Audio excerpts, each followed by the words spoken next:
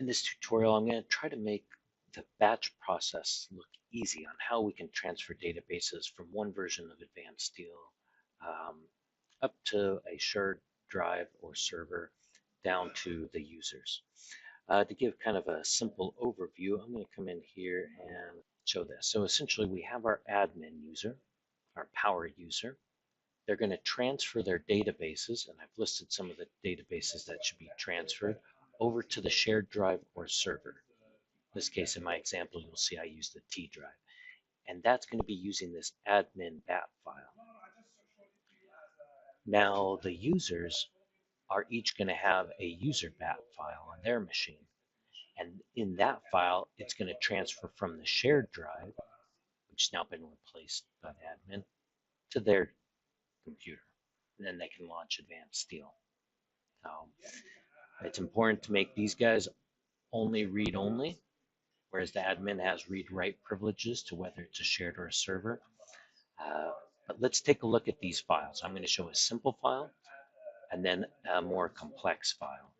So in this simple batch file that I've created, I'm taking, this is the admin one. You can see AS2020 admin.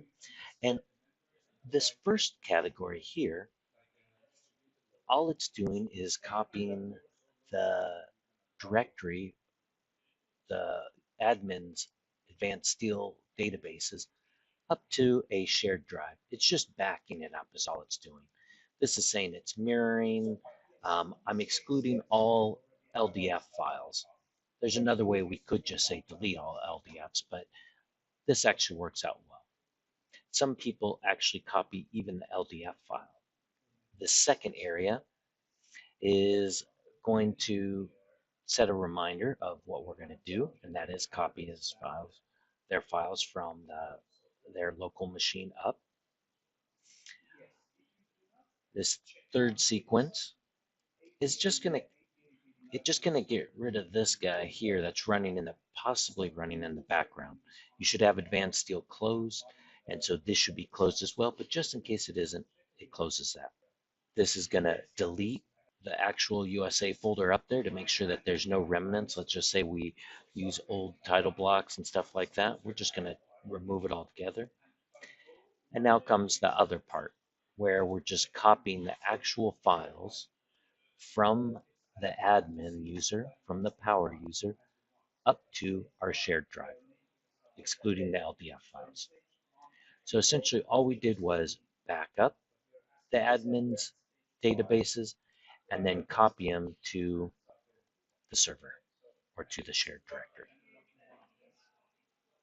So that takes care of our first process. So if I take a look here, we've now just transferred these to the shared drive. Next, we're going to look at the user file going from the shared drive down to all the user computers.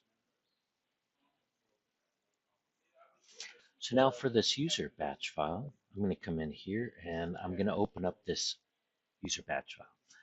This can reside either on the user's desktop or keep it up in the shared directory. Everyone could just access the same one. So if there's ever changes, everyone has the most common, and they can double click it from there or run it from the actual shared driver server. So this is just doing the reverse thing. So we're coming through, it's just making notes, it's killing that SQL Server again, in case the users is still running in the background even though they close Advanced Steel. It's deleting their databases from their C drive. Now I'm only deleting the USA folder, but you could just delete the whole AS2020 folder and replace it with AS2020. And then all this robocopy is doing is copying the shared drive down to the local drive.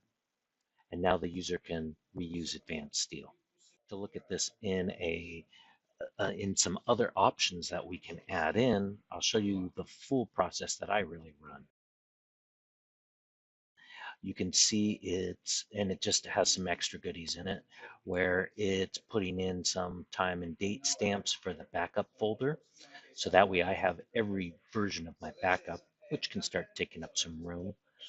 I have prompts. So this is just prompting, hey, we're about to overwrite all your databases, or vice versa.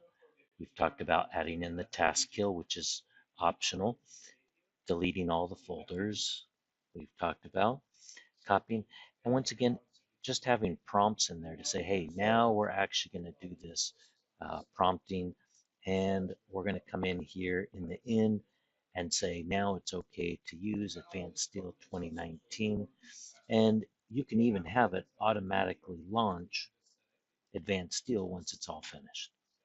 When you get really good, you can have it actually run a batch file to just kill the SQL server if you'd like. Or in my case, a lot of times I'm playing with the tool palette. So to restore my tool palette to their original positions is always handy. I just wanted to show being able to come in here, copy the databases up to the shared drive with the admin bat, and then have one that goes and copies all the shared drive databases to the user. I hope that helps out, and that's just the best way to really get the admin databases delivered to all the users.